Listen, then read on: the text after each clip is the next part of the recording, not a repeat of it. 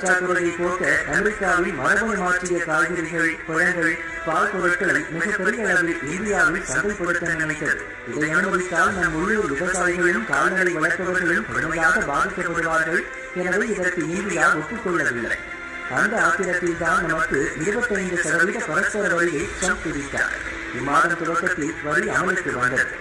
சில நாட்களிலேயே ரஷ்யாவுடன் கச்சா எண்ணெய் வாங்குவதை காரணம் காட்டி மேலும் 25% வரியை அபராதமாக விதித்து அடாவடி செய்தார் ட்ரம்ப்.